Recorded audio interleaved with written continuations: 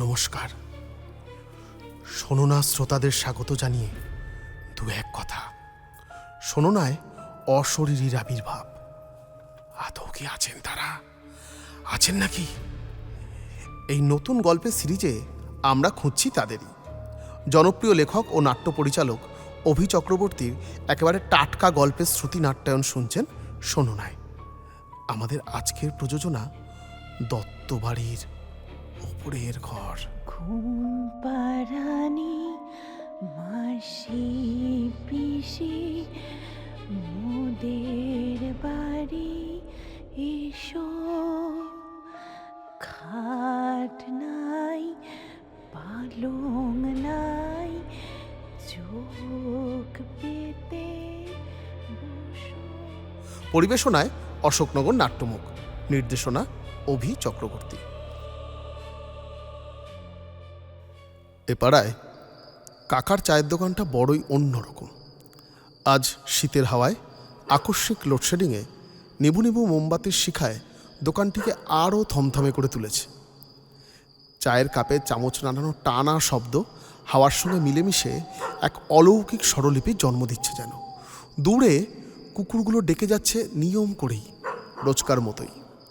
আসলে শীতের রাতের একটা আলাদা গন্ধ আছে। ভেজা কুয়াশা, ঠান্ডা মাটি আর পাড়াগার মানুষের ভয় একত্রে গড়াগড়ি খায় এই শীতের রাতে। এই গ্রামের মানুষ রাত নামলে খুব তাড়াতাড়ি দরজা বন্ধ করে দেয়, কারণ গ্রামের একদম শেষ প্রান্তে দাঁড়িয়ে আছে একটা বাড়ি, প্রাচীন ক্ষয়ে যাওয়া দত্ত বাড়ি। যে বাড়ির ওপরের ঘরে মাঝরাতে এখনো আলো জ্বলে আর শোনা যায় একটা মেয়ের গান। কে গান গায়? অর্ণব জিজ্ঞেস করে। অর্ণব শহরের কলেজে পড়ে। চায়ের কাপ ধুতে ধুতে কাকা বলে, চুপ করো ভাই, আজ আবার আলো জ্বলেছিল। চুপ করুন কাকা। কোথায় আলো জ্বলে? তো দত্ত বাড়িতে। ও, ওই ভূতের বাড়ি। ওফ, তোমাদের আর নতুন কিছু আলোচনা নেই না? শোনো বাবা, ওই দত্ত বাড়িকে ভূতের বাড়ি বললে না ভুল বলা হবে। তাহলে? ছোট থেকে দেখে আসছি ওই বাড়িতে কিছু একটা আছে, একেবারে অন্যরকম কিছু। বেশ, আমি ওসব মানি না। খেলা দেখবো, কারেন্টটাও গেল চলে। মানা না মানায় কি যায় আসে ভাই? গত বছর একটা ছেলে ওখানে গিয়েছিল, ফিরে এসে 3 দিন কথা বলেনি, থম মেরেছিল। ভয় পেয়ে গিয়েছিল হয়তো। তুমি বোধহয় খুব সাহসী, তাই না? হয়তোবা। এক কাজ করো বরং, তাহলে আজ রাতে যাও না, দত্ত বাড়িতে যাও। শীতের কাশিটাও বেশ বাড়ল দেখি, যাও গিয়ে দেখো একবার। চায়ের দোকানের সবাই চুপ করে গিয়েছিল। বাতাসটা যেন পাক খেতে খেতে দূরে কোথাও অন্ধকার হয়ে আটকে আছে। কিন্তু অর্ণব হাসছিল। ছেলে মানুষই সে হাসিতে হয়তো পবিত্রতা ছিল, কিন্তু সে তখনও জানতো না কিছু কিছু দরজা খুললে মানুষ আর আগের মানুষটা থাকে না, আত্মপান্ত বদলে যায়, একদম বদলে যায়।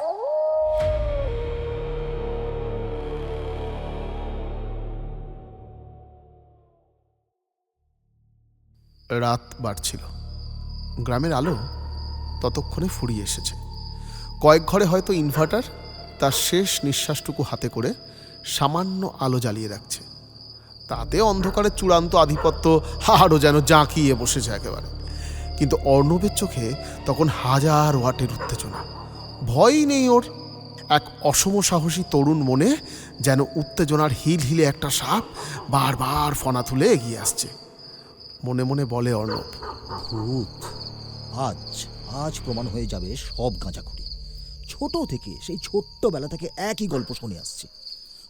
টর্চটা আবার গেল কোথায়? টর্চটা পেয়ে অন করে নেয় সে। মামিমা জিজ্ঞেস করলেন, এত রাতে কোথায় যাচ্ছ? একটু বেরোবো মামি। আজ যেও না বাবা, বাইরে ঘন অন্ধকার, রাতে কারেন্ট আসবে না, শীতটাও বড্ড বেশি। তুমি একদম চিন্তা করো না মামি, আমি যাবো আর আসবো। মনে হচ্ছে কেউ যেন বাড়ির বাইরে লাইন দিয়ে দাঁড়িয়ে আছে বাবা। উফ, তুমি বড্ড বেশি ভাবছো মামি। অর্ণব বেরিয়ে গেল। মামিমা ঠাকুরের নাম করতে করতে দরজাটা বন্ধ করে দুর্গা দিলেন। দুর্গা দুর্গা দুর্গা দুর্গা দুর্গা।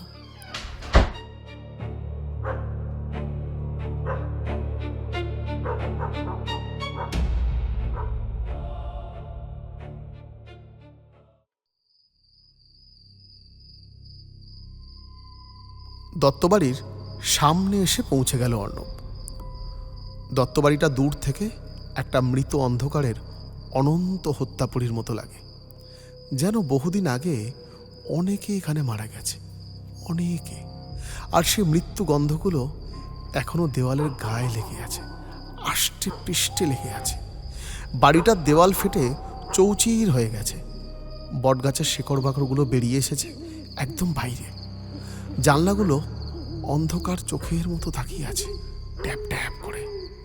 লোহার গেটটা আধখোলা, কিন্তু আশ্চর্য, হাওয়া নেই, তবুও গেটটা যেন নড়ছে। একটা ক্যাচ ক্যাচ ক্যাচ ক্যাচ শব্দ, সঙ্গে অসংখ্য রাতচরা পাখিদের তাণ্ডব যেন ধেয়ে আসছিল অর্ণবের দিকে।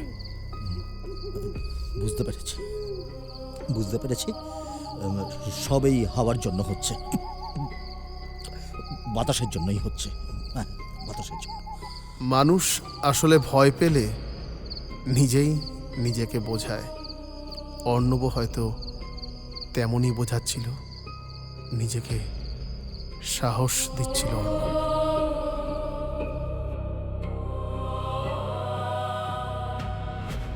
পুরনো দরজা খুলতেই নানান শব্দে অর্ণবের সাহসী মনও সামান্য চলকে উঠল। ভেতরের উঠোনে ঢুকেই অর্ণব একেবারে থমকে গেল। মাঝখানে একটা অনেক পুরনো দিনের কুয়ো, কুয়োর চারপাশে লাল সিঁদুরের পুরনো দাগ, অনেক পুরনো। দেওয়ালে দেওয়ালে হাতের ছাপ, কিছু ছোট, কিছু বড়, কিছু মাঝারি, যেন কেউ শেষ মুহূর্তে আঁচড় কেটেছিল। আঁচড়, কিসের জন্য কেটেছিল আঁচড়? অর্ণব নিজেকে স্বাভাবিক করে একটু গলা তুলে জিজ্ঞেস করে, কেউ আছেন? তারপর দূর থেকে একটা মেয়ের গান ভেসে আসছিল, অনেক দূর থেকে। ওই ওই গানটা। এসো, খাট নাই, পালং নাই, চোখ পেতে বসো, বাটা ভরা পান দেব, গাল ভরে খেও। গানটা খুব আস্তে আস্তে ভেসে আসছিল, গুনগুন গুনগুন করে, শুকনো একটা গান। কিন্তু সেই গলায় এমন একটা বেদনা ছিল যেটা শুনলে মানুষের বুক ঠান্ডা হয়ে যায়, শুকনো হয়ে আসে জিভ। কাঠের সিঁড়ি দিয়ে ধীরে ধীরে উঠছিল অর্ণব। ক্যাচ ক্যাচ আওয়াজটাও সঙ্গে সঙ্গে যাচ্ছিল তার। ওপরে উঠতে লাগলো অর্ণব। পুরনো কাঠের সিঁড়ি যেন প্রতিটা পায়ের শব্দ মনে রাখছিল। দেওয়ালে পুরনো কিছু ছবি, মোবাইলের আলোয় ও দেখল কিছু মুখ ছেঁড়া, কিছু চোখ কালো কালি দিয়ে কেউ যেন মুছে দিয়েছে। অদ্ভুত জিঘাংসা যেন আছড়ে পড়েছে পেন্টিংগুলোর উপরে।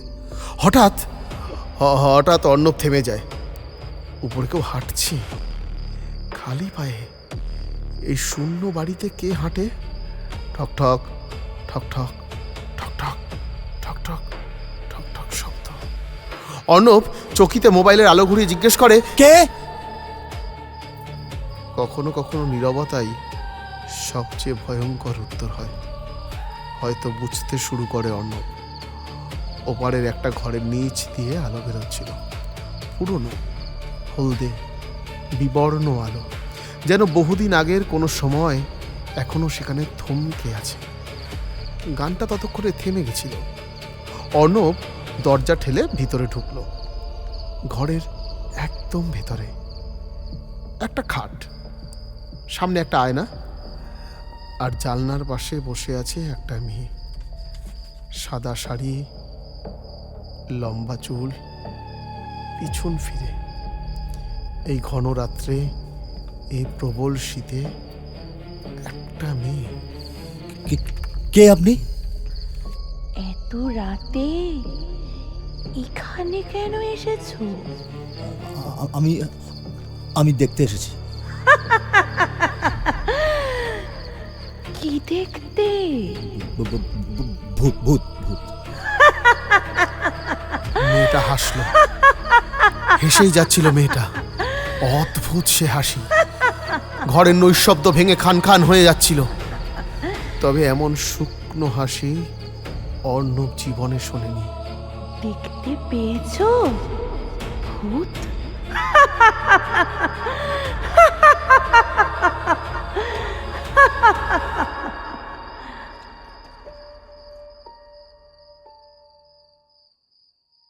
অর্ণব আরো কাছে গেল, আর তখনই তার চোখ পড়ল আয়নায়।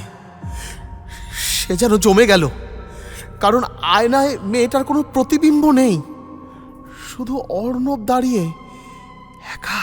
না! মেয়েটি ধীরে ধীরে ঘুরতে শুরু করলো, আর অর্ণব দেখল মেয়েটার মুখ নেই, চোখের জায়গায় অন্ধকার গর্ত, গাঢ় ঘন অন্ধকার। ঠোঁট নেই, শুধু ফ্যাকাশে সাদা চামড়া। এখনো বিশ্বাস হচ্ছে না?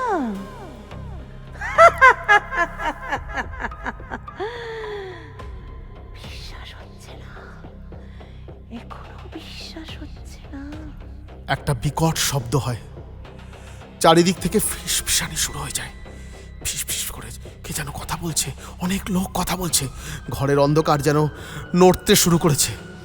একজন, দুজন, তারপর আরো মানুষ, মানুষের মিছিল, স্থির দাঁড়িয়ে সবাই, কারোর মুখ নেই, সব অন্ধকার, গাঢ় গর্ত। কেউ যেন ফিসফিস করে বলল, থেকে যাও, থেকে যাও, একা লাগছে। আমাদের সঙ্গে থাকো, আমাদের সঙ্গে থাকো।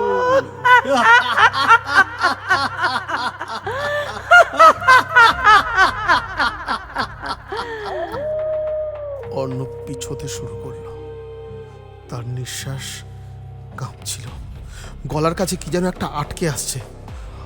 আর আর তখনই সে মাটিতে দেখলো পুরনো মোবাইল, ঘড়ি, চশমা। যারা এসেছিল তার মানে কেউ ফিরে যায়নি। অর্ণব এবার পালাতে শুরু করলো। দৌড়চ্ছে অর্ণব, অর্ণব দৌড়চ্ছে, সিঁড়ি দিয়ে দ্রুত নামছে অর্ণব।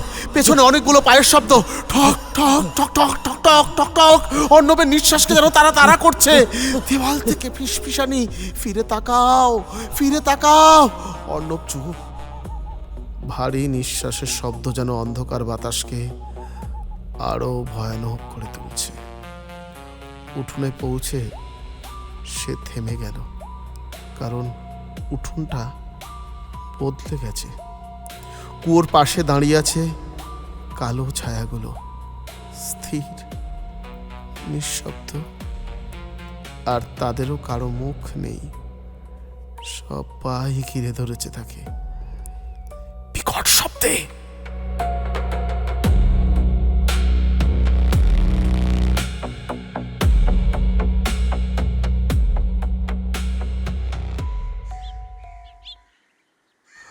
পরদিন সকালে গ্রামের লোকজন দত্তবাড়ির সামনে ভিড় করে দাঁড়িয়েছিল।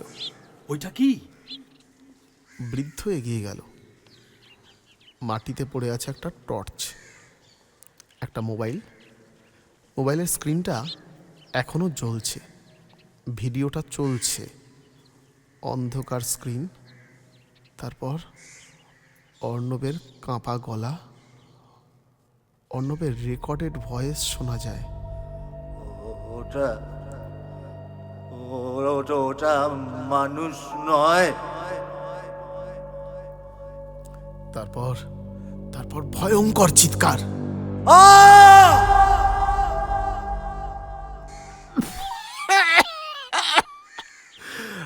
কালকে বলেছিলাম না, সব ফাঁকা বাড়ি ফাঁকা হয় না, হয় না ফাঁকা। ছেলেটা শুনলো না ছেলেটা। আজও মাঝরাতে দত্তবাড়ির ওপরের ঘরে আলো জ্বলে, আর সেই গানটাও শোনা যায়। তবে এখন আর একা না, এখন দুটো গলা একসাথে গায়, একটা মেয়ের আর একটা অর্ণবের। ঘুম পাড়ানি মাসি পিসি মোদের বাড়ি এসো, খাট নাই পালং নাই চোখ পেতে বসো।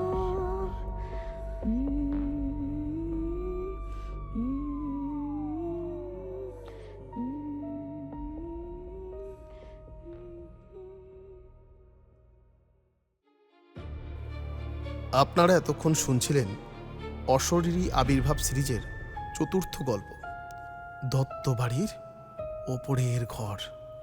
অভিনয় ছিলেন অরূপ গোস্বামী, গৌতম বসু, আঁখি সরকার এবং অভি চক্রবর্তী। আবহ নির্মাণ এবং শব্দগ্রহণ স্টুডিও ইউফোনি। শোনো না শুনতে ক্লিক করুন স্ক্রিনে দেওয়া লিঙ্কে। কমেন্টে জানাতে ভুলবেন না কেমন লাগছে আমাদের অভিনয়। ভালো লাগলে শেয়ার, কমেন্ট, সাবস্ক্রাইব করুন এবং ছড়িয়ে দিন বন্ধুদের মধ্যে। শোনো না।